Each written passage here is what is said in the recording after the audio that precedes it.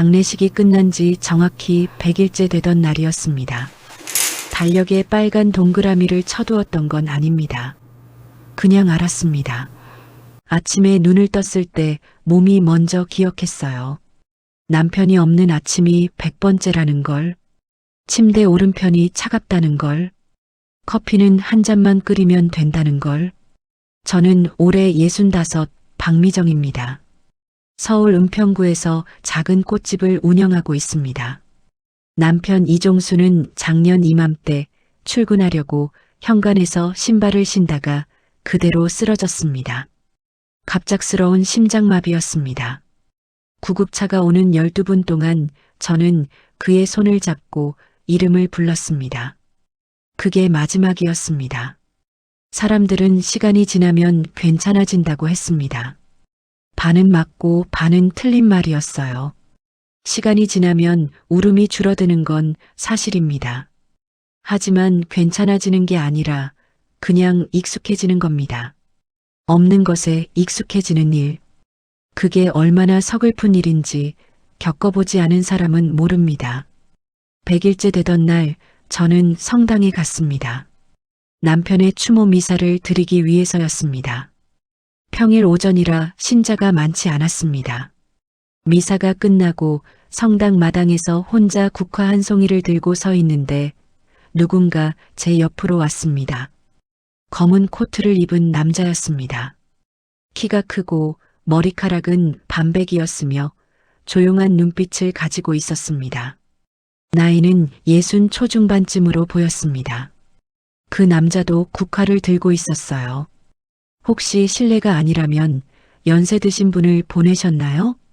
제가 먼저 말을 걸었습니다. 혼자 온 것 같아서요.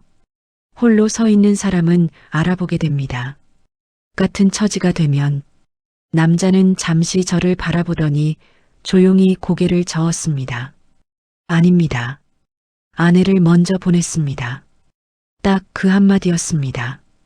그런데 저는 그 말 한마디에 가슴이 먹먹해졌습니다. 아내를 먼저 보냈다는 말. 그 말에 담긴 무게를 저는 누구보다 잘 알았으니까요. 저도 남편을 보냈어요. 우리는 한동안 말없이 국화를 바라봤습니다. 이상하게도 어색하지 않았습니다. 같은 종류의 슬픔을 가진 사람끼리는 굳이 설명하지 않아도 되는 무언가가 있습니다. 그 남자의 이름은 강태석이었습니다. 나중에 알게 된 사실이지만 그는 성당 신자가 아니었습니다. 지인의 기일 미사가 있다는 말을 듣고 따라왔다가 지인이 먼저 가버려서 혼자 남았다고 했습니다. 지금 생각하면 그것도 이상한 일이었습니다. 왜 혼자 남았을까요? 왜 하필 저한테 말을 걸었을까요? 하지만 그때 저는 그런 걸 생각할 겨를이 없었습니다. 그냥 반가웠습니다. 같은 아픔을 아는 사람이 옆에 있다는 것이. 그날 우리는 성당 앞 작은 찻집에서 커피를 한 잔 마셨습니다. 2시간 동안 이야기했습니다. 그는 말이 적은 사람이었지만 들을 때는 정말로 듣는 사람이었습니다. 제가 말하는 동안 시선을 한 번도 돌리지 않았습니다. 남편이 쓰러지던 날 이야기, 장례식장에서 혼자 먹었던 밥 이야기, 꽃집에 앉아 손님도 없는 오후를 버티던 이야기. 그 모든 걸 그냥 듣고 있었습니다. 힘드셨겠습니다. 화려한 위로가 아니었습니다. 그냥 그 말이었습니다. 그런데 눈물이 났습니다. 100일 만에 처음으로 타인 앞에서 우는 울음이었습니다. 저는 그날 집에 돌아오면서 생각했습니다. 이 사람을 또 만나도 괜찮겠다고. 이런 외로움을 아는 사람이라면 괜찮겠다고. 그것이 제가 범한 첫 번째 실수였습니다. 슬픔이 같다는 것이 사람의 마음도 같다는 의미는 아닌데, 외로움이 통한다는 것이 서로를 아낀다는 뜻은 아닌데, 저는 그걸 몰랐습니다. 아니, 알고 싶지 않았는지도 모릅니다. 그날 이후로 우리는 가끔 만났습니다. 처음에는 정말 가끔이었습니다. 2주에 한 번 또는 3주에 한 번. 성당 근처 찻집에서 커피를 마시며 한두 시간 이야기하는 정도였습니다. 저는 그것을 만남이라고 부르기도 조심스러워서 속으로 그냥 차 한 잔이라고 불렀습니다. 그 정도는 괜찮다고 생각했습니다. 65살 과부가 남자를 만난다는 말이 어색하게 느껴져서요. 강태석 씨는 이상할 정도로 제 마음을 잘 알았습니다. 제가 말하지 않아도 먼저 알아맞히는 일이 여러 번 있었습니다. 두 번째로 만났던 날, 우리가 남편과 아내 이야기를 나누다 잠깐 침묵이 흘렀을 때였습니다. 그가 조용히 물었습니다. 밤이 제일 힘드시죠? 저는 깜짝 놀랐습니다. 정말 그랬거든요. 낮에는 꽃집이 있고 손님이 있고 할 일이 있습니다. 바쁘지 않아도 바쁜 척 할 수 있습니다. 그런데 밤은 다릅니다. 불을 끄고 나면 사방이 조용해지고 그 조용함 속에서 남편이 없다는 사실이 가장 크게 느껴집니다. 50년 가까이 함께 들었던 숨소리가 없는 방. 그 공백이 밤에는 소리처럼 들립니다. 어떻게 하셨어요? 제가 묻자 그는 쓸쓸하게 웃으며 말했습니다. 저도 그러니까요. 그 한마디가 또 마음을 건드렸습니다. 이 사람도 같은 밤을 견디고 있구나. 나만 이런 게 아니구나. 그런 생각이 들면 이상하게도 조금 덜 외로워집니다. 외로움도 나누면 반이 되는 건지 아니면 그냥 위안이라는 게 원래 그런 건지. 만남이 점점 잦아진 건 그 무렵부터였습니다. 태석 씨는 어느 날부터인가 꽃집에 들르기 시작했습니다. 처음에는 지나가다 들른다고 했습니다. 꽃집이 자신이 다니는 길목에 있다면서요. 저는 별 생각 없이 받아들였습니다. 들어오면 차 한 잔 대접하고 잠깐 이야기 나누고 그게 전부였습니다. 그런데 그는 올 때마다 빈손으로 오지 않았습니다. 어느 날은 깜빡하고 갈아두지 못한 가게 입구에 전구가 나가 있는 걸 보더니 다음 날 전구를 사들고 나타났습니다. 제가 미처 말도 안 했는데요. 그냥 당연하다는 듯이 사다리를 꺼내 올라가서 갈아주고는 불이 켜지는지 확인하고 내려왔습니다. 저는 그저 고맙다는 말밖에 할 수가 없었습니다. 또 어느 날은 제가 화분을 옮기다가 허리가 아프다고 무심코 한 말을 기억했다가 다음번에 오자마자 무거운 화분들을 모두 제자리로 옮겨줬습니다. 시키지도 않았는데 혼자 이리저리 살펴보며 동선을 맞춰 정리해 두었습니다. 작은 일들이었습니다. 하지만 작은 일이 쌓이면 큰 무게가 됩니다. 남편을 잃고 나서 제일 힘들었던 것 중 하나가 바로 그것이었습니다. 아무도 제 하루 속으로 들어오지 않는다는 것. 아침에 눈을 떠도 저녁에 가게 문을 닫아도 이 하루를 누군가와 나눌 수 없다는 것. 자식들은 각자 자기 삶이 있고 친구들은 위로는 해줘도 함께 있어주지는 않습니다. 세상 사람들은 다들 두 사람씩 짝을 지어 사는 것 같은데 나만 혼자 남겨진 것 같은 그 기분. 그런데 태석 씨가 그 안으로 들어오고 있었습니다. 어느 날 저녁 가게 문을 닫으려는데 그가 근처에 있다며 저녁을 같이 먹겠냐고 물었습니다. 가게 앞 작은 순댓국집에서 둘이 마주 앉아 밥을 먹었습니다. 별것 아닌 저녁이었습니다. 그런데 밥을 먹는 내내 이상하게 마음이 편안했습니다. 오랜만에 누군가와 함께 숟가락을 드는 느낌. 혼자 먹는 밥과 둘이 먹는 밥이 이렇게 다르다는 걸 그때 다시 깨달았습니다. 집에 돌아오는 길에 저는 처음으로 그 생각을 했습니다. 혼자가 아닐 수도 있겠다고. 그 생각이 스치는 순간 가슴 한편이 따뜻해지면서 동시에 다른 한편이 조여드는 느낌이 들었습니다. 기쁨인지 두려움인지 모를 감정이었습니다. 이 나이에 이런 감정을 다시 느끼게 될 줄은 몰랐습니다. 지금 돌이켜보면 바로 그 순간이 위험했습니다.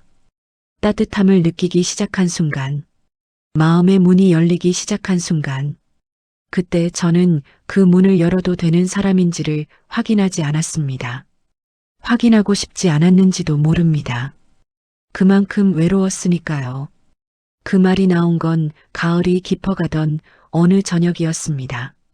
태석 씨가 꽃집 마감을 도와주고 우리는 늘 그러듯 근처 식당에서 저녁을 먹었습니다. 그날은 된장찌개였습니다. 별것 아닌 밥상이었는데 창밖으로 낙엽이 지고 있었고 식당 안은 따뜻했고 저는 그 온기가 좋았습니다. 곧 헤어져야 한다는 생각을 하지 않으려 애쓰면서요. 밥을 다 먹고 숭늉을 마시는데 태석 씨가 찻잔을 두 손으로 감싸쥐며 조심스럽게 말문을 열었습니다. 미정 씨, 드릴 말씀이 있는데요. 평소와 다른 무게감이 느껴졌습니다. 저는 찻잔을 내려놓으며 그를 바라봤습니다. 우리 서로 챙겨주며 살면 어떨까요? 처음에는 무슨 말인지 잘 몰랐습니다. 서로 챙기며 산다는 게 무슨 의미인지. 저는 아무 말도 못하고 그를 바라보기만 했습니다. 그가 천천히 이어서 말했습니다. 이 나이에 혼인신고까지 할 필요 있나요? 그냥 서로 의지하며 사는 거죠. 외로울 때 전화하고 아플 때 옆에 있어주고 밥도 같이 먹고 그런 사람이 있다는 것만으로도 많이 다르지 않겠습니까? 재혼 이야기가 아니었습니다. 법적인 절차도 거창한 약속도 아니었습니다. 그냥 함께 살자는 이야기. 두 사람이 서로의 빈자리를 채워주며 살자는 이야기. 이상하게도 부담이 없었습니다.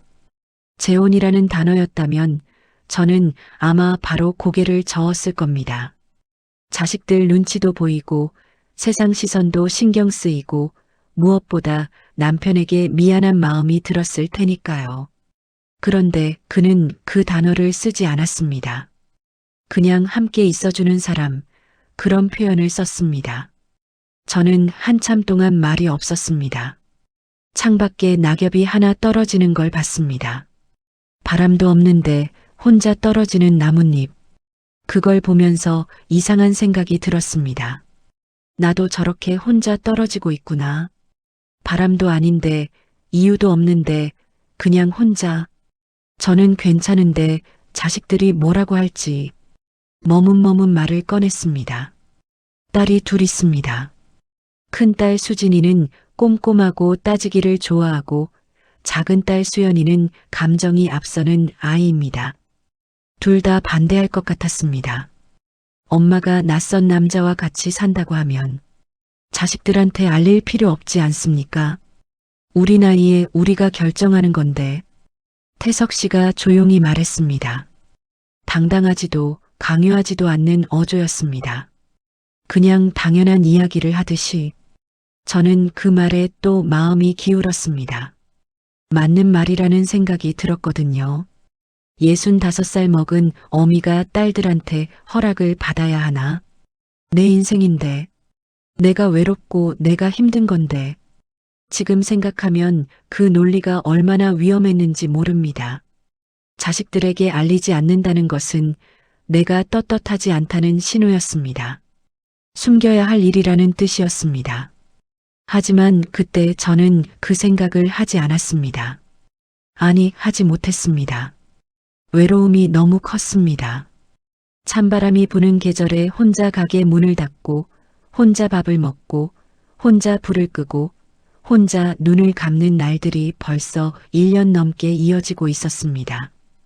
그 무게가 얼마나 무거웠는지는 그 무게를 한 번이라도 내려놓을 수 있을 것 같다는 느낌이 들었을 때 비로소 알았습니다. 저는 결국 고개를 끄덕였습니다. 한번 해봐요. 우리. 말하고 나서 얼굴이 달아올랐습니다. 65에 처음 고백하는 사람처럼. 태석 씨는 빙긋 웃으며 제 손 위에 자신의 손을 살짝 얹었습니다. 따뜻했습니다. 그렇게 우리는 함께 살기 시작했습니다. 그는 짐을 많이 가져오지 않았습니다. 옷 몇 벌과 세면도구, 그리고 작은 액자 하나. 액자 속에는 젊은 여자의 사진이 있었습니다. 돌아가신 아내라고 했습니다. 저는 그 사진을 거실 한켠에 올려두었습니다. 그 정도의 예의는 갖추고 싶었습니다.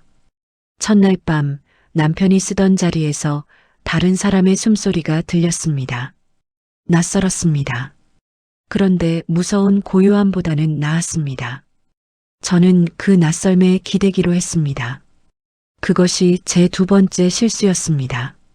함께 산 지 2달쯤 지났을 때였습니다. 그 사이 생활은 제법 자리를 잡아가고 있었습니다. 태석 씨는 아침 일찍 일어나 커피를 끓여두었고 저는 꽃집에 나가기 전 그 커피를 마시며 하루를 시작했습니다. 저녁엔 같이 밥을 먹고 뉴스를 보고 별말 없이 각자 책을 읽거나 TV를 봤습니다. 50년 가까이 남편과 살았던 것과는 달랐지만 나름의 리듬이 생기고 있었습니다. 저는 그 리듬이 좋았습니다. 그러던 어느 날 오전이었습니다. 태석 씨가 병원에 다녀온다고 했습니다. 오래된 무릎 관절 때문에 주기적으로 치료를 받는다고 함께 살기 전부터 들어온 이야기였습니다. 저는 별 생각 없이 다녀오라고 했습니다. 1시간쯤 지나 그에게서 전화가 왔습니다. 미정 씨, 오늘 제가 지갑을 두고 나왔지 뭐예요. 병원비를 못 내겠는데 혹시 좀 대신 내주실 수 있을까요? 얼마 안 됩니다. 저는 웃으며 꽃집 문을 잠그고 병원으로 갔습니다. 물리치료비 3만 원이었습니다. 카드로 계산하면서 이런 것도 부부끼리 하는 일이구나 싶었습니다. 이상하게도 그 생각이 싫지 않았습니다. 며칠 뒤엔 마트에서 전화가 왔습니다. 장 보다 보니 카드를 차에 놓고 왔네요. 계좌로 보내주시면 안 될까요? 5만 원이었습니다. 저는 바로 이체했습니다. 그 다음에는 약값이었습니다. 그 다음에는 주차 요금이었습니다. 매번 금액은 작았습니다. 3만 원, 5만 원, 2만 원. 그리고 매번 이유는 그럴듯했습니다. 지갑을 두고 왔다. 카드를 놓고 왔다. 현금이 없다. 저는 매번 웃으며 드렸습니다. 되돌아보면 그때 이미 뭔가 이상했습니다. 어째서 그는 늘 지갑을 빠뜨리고 다니는 걸까? 어째서 카드가 늘 제자리에 없는 걸까? 하지만 그때의 저는 그런 생각을 하지 않았습니다.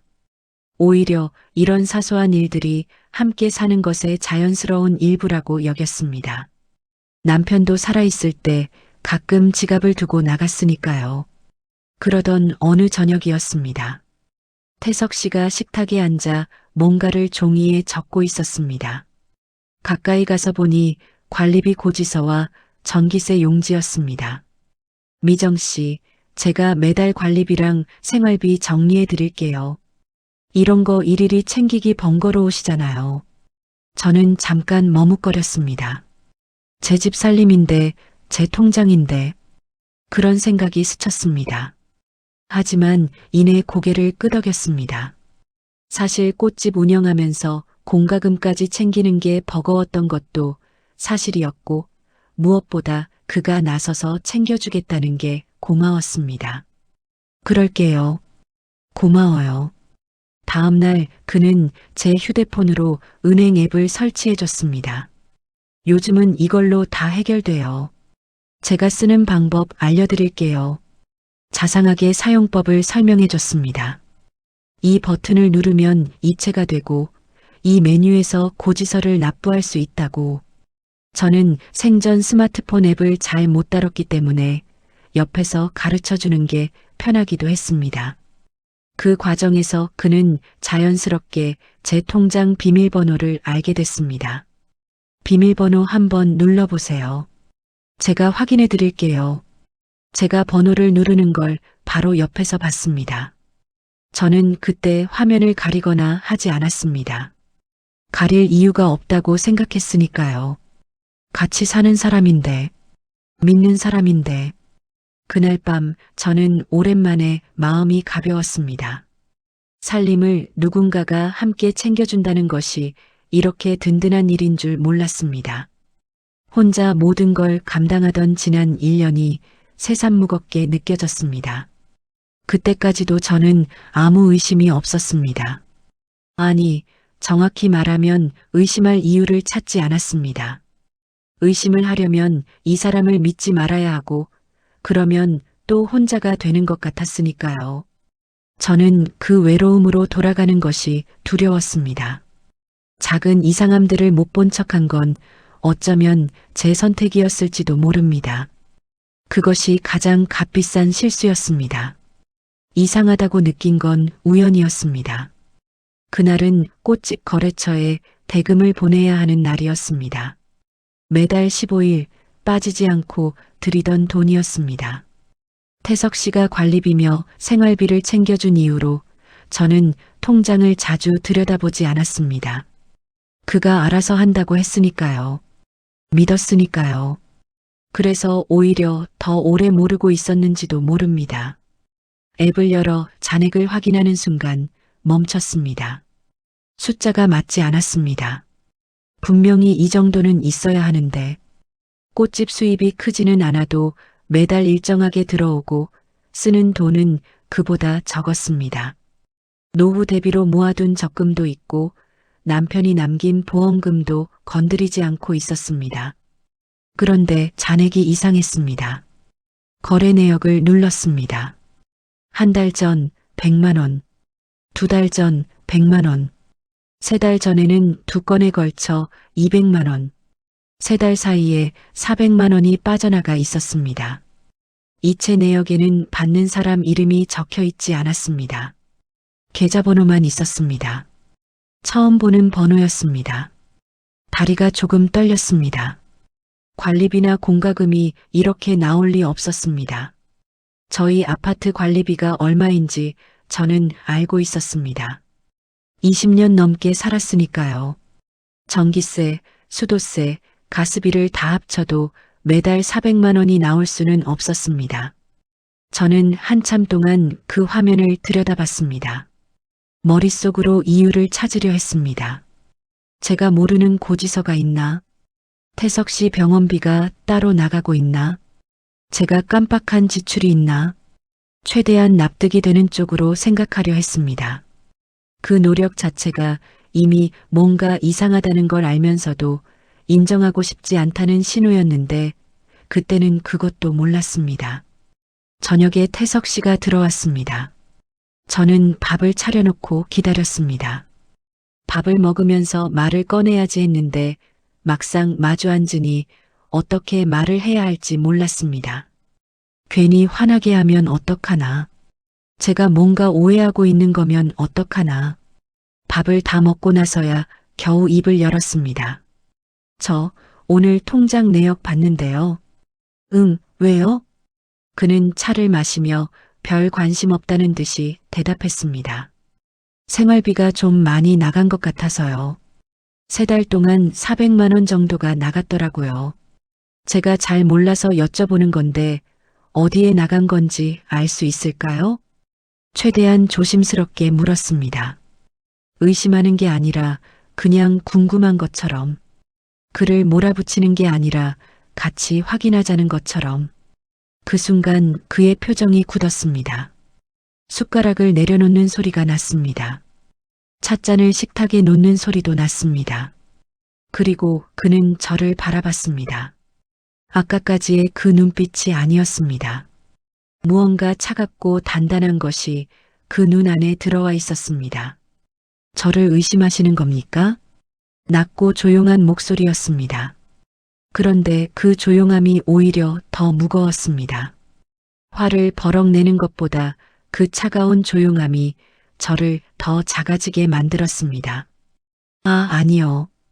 그런 게 아니라 제가 생활비 관리해 드리겠다고 해서 시작한 건데 이제 와서 어디 썼냐고 물으시면 저는 뭐가 됩니까?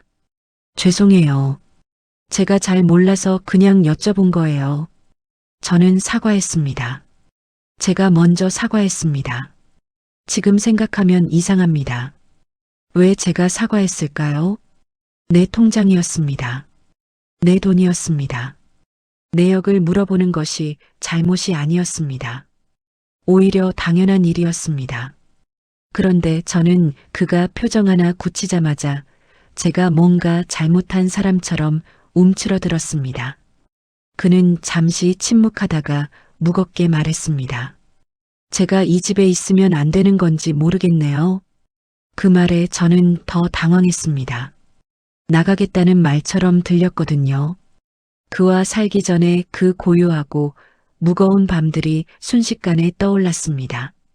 저는 그 밤으로 돌아가고 싶지 않았습니다. 그런 말씀 마세요. 제가 잘못 말한 거예요. 그날 밤 저는 오래 잠을 못 이뤘습니다. 사라진 400만 원이 마음에 걸렸습니다. 하지만 그보다 더 큰 것이 마음을 짓눌렀습니다.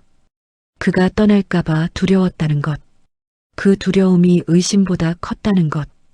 그것이 그가 저를 다루는 방식이었다는 걸 저는 한참 뒤에야 알았습니다.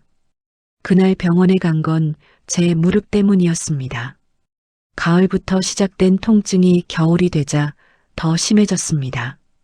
꽃집에서 하루 종일 서 있는 일이 많다 보니 무릎 연골이 닳아있다고 주기적으로 주사를 맞으러 오라고 했습니다.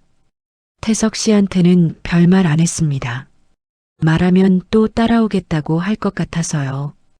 혼자 조용히 다녀오고 싶었습니다. 대기실은 붐볐습니다. 저는 번호표를 뽑고 구석자리에 앉았습니다. 옆에는 60 초반쯤 되어 보이는 여자가 앉아 있었습니다. 단정하게 차려입었고 머리도 곱게 빗어 넘긴 분이었습니다. 눈가에 주름이 깊었지만 인상은 온화했습니다. 저는 그냥 앞을 보고 있었습니다. 번호가 불리기를 기다리면서요. 그때 그 여자의 휴대폰이 울렸습니다. 그녀는 전화를 받더니 목소리를 낮춰 통화하기 시작했습니다. 대기실이 조용해서인지 아니면 그 이름이 제 귀를 건드려서인지 말 한마디가 또렷하게 들렸습니다. 태석 씨한테는 말하지 마세요. 심장이 내려앉았습니다. 태석? 흔한 이름이 아닙니다. 저는 순간 잘못 들은 줄 알았습니다. 아니겠지. 다른 사람이겠지. 그렇게 생각하려 했는데 몸이 먼저 반응했습니다. 손이 차가워지고 귀가 더 집중됐습니다. 그녀는 통화를 마치고 휴대폰을 내려놓았습니다. 잠시 멍한 표정으로 앞을 바라봤습니다. 피곤해 보였습니다. 아니, 지쳐 보였습니다. 저는 한참을 망설였습니다. 말을 걸어야 하나 말아야 하나. 별것 아닐 수도 있는데 괜히 이상한 사람처럼 보이면 어떡하나. 하지만 그 이름 석자가 계속 머릿속을 맴돌았습니다. 태석? 태석 씨한테는 말하지 마세요. 저 실례지만 겨우 입을 열었습니다. 방금 통화에서 태석 씨라고 하셨는데 혹시 강태석 씨 말씀하시는 건가요?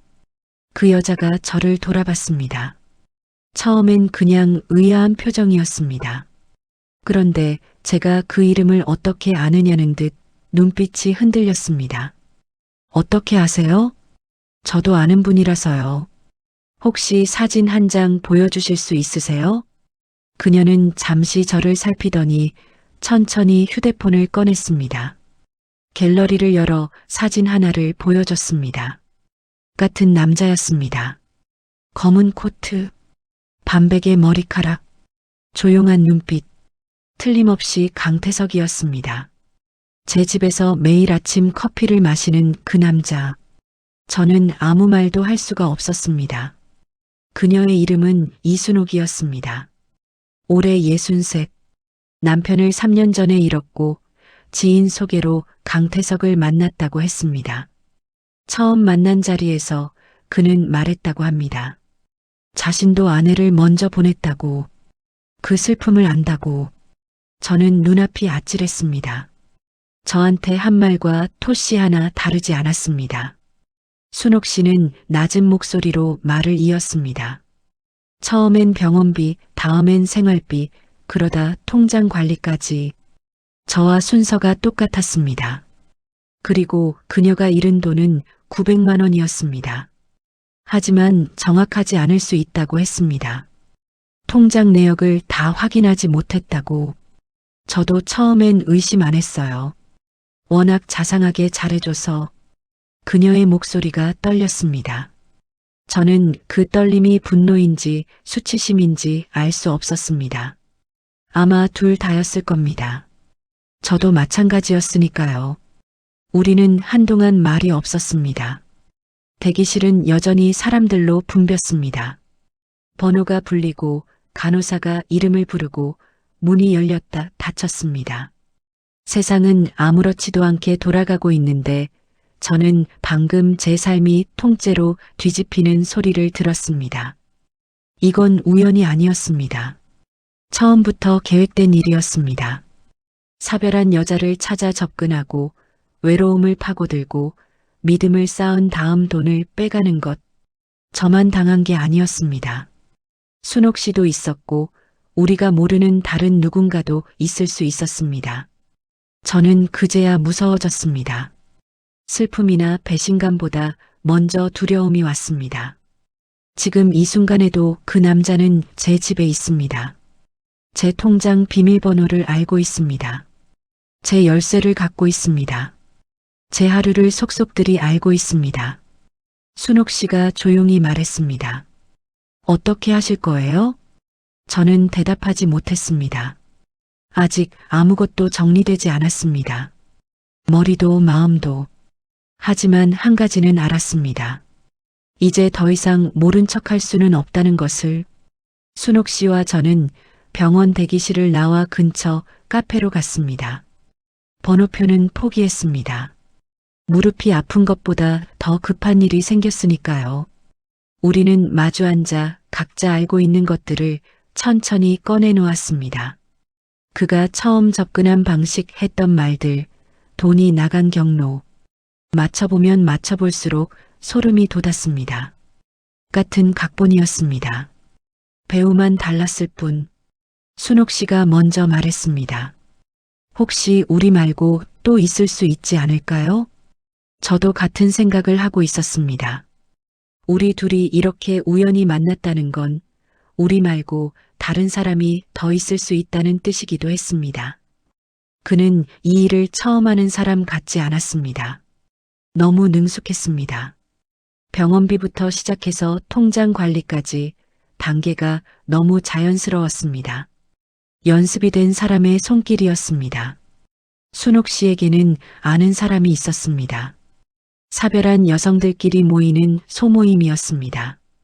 처음엔 종교 모임으로 시작했다가 비슷한 처지의 사람들이 모이다 보니 자연스럽게 이어진 자리라고 했습니다.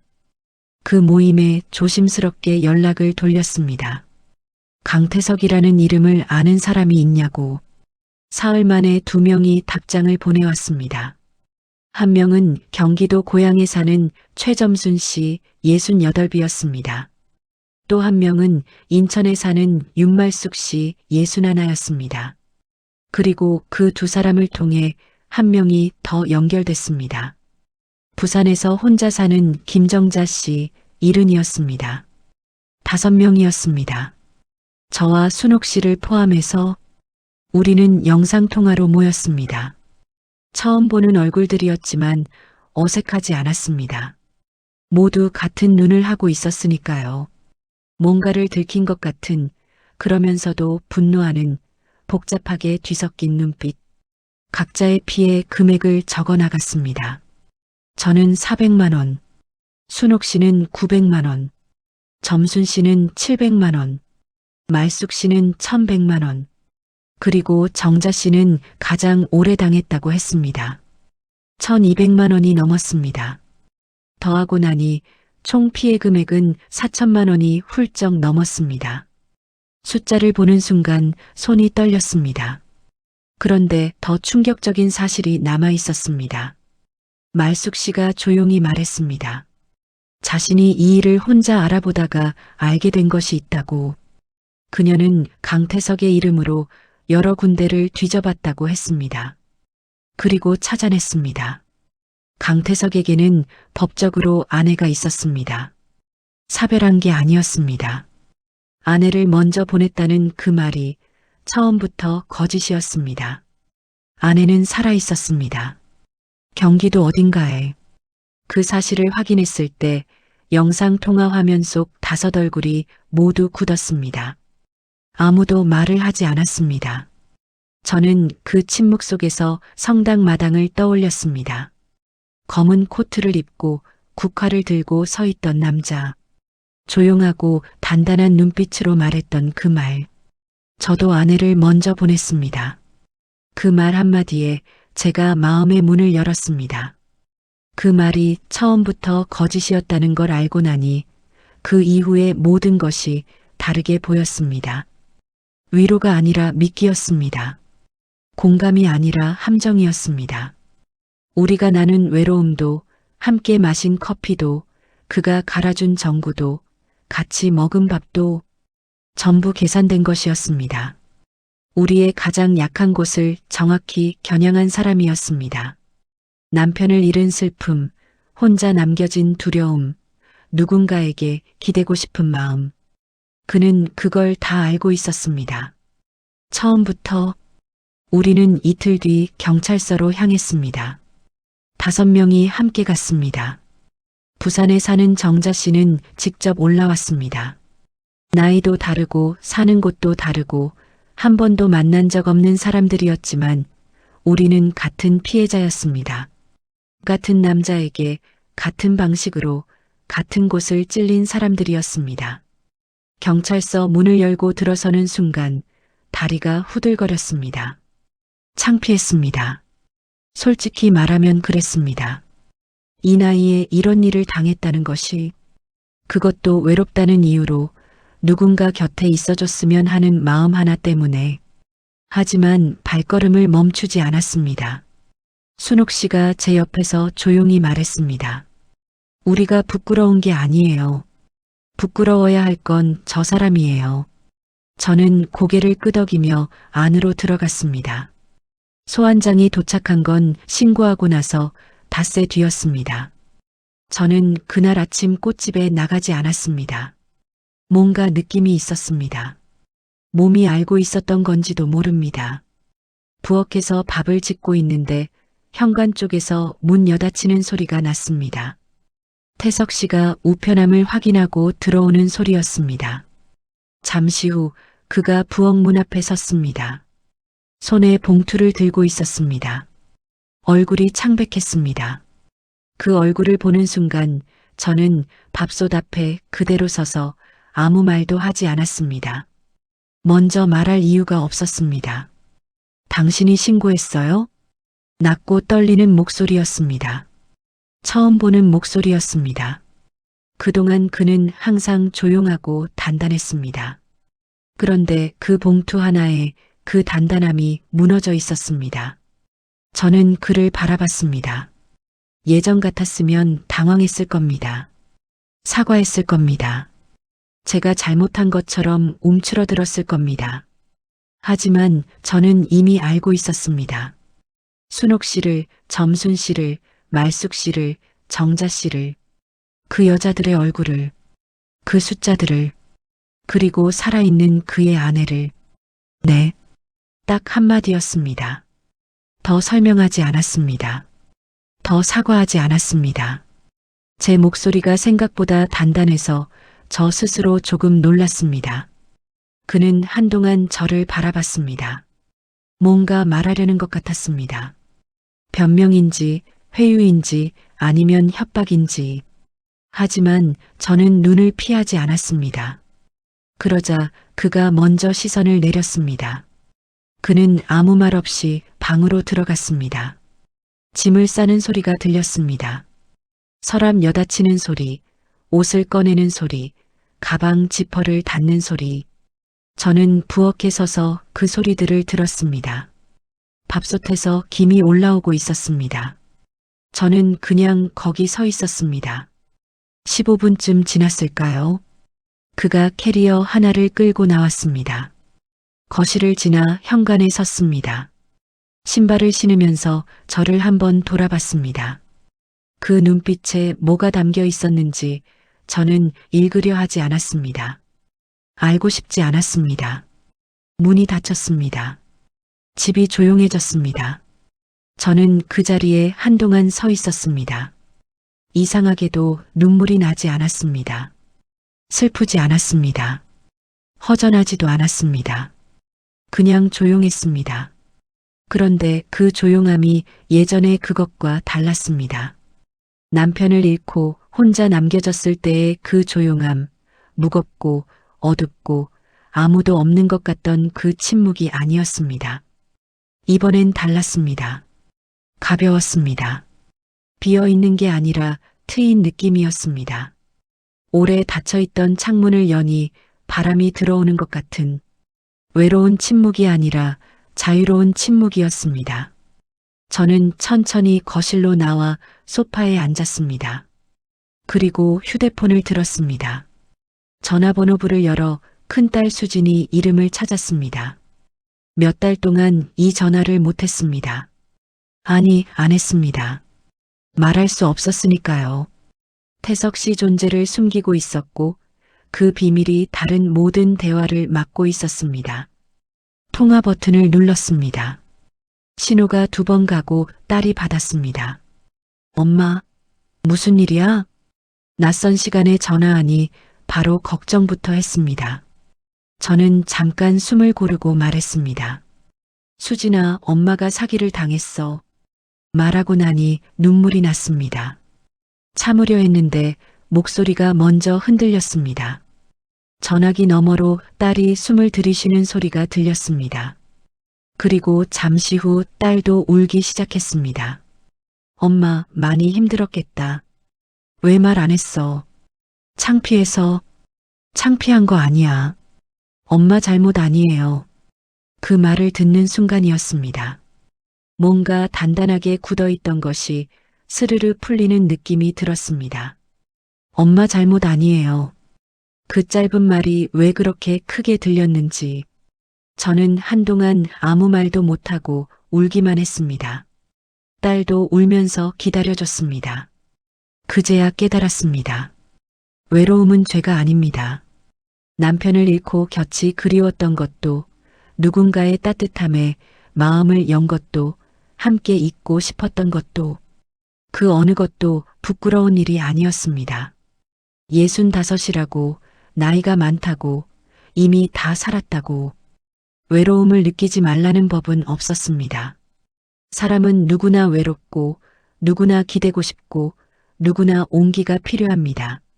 다만 그 외로움을 이용하는 사람은 반드시 죄를 져야 합니다.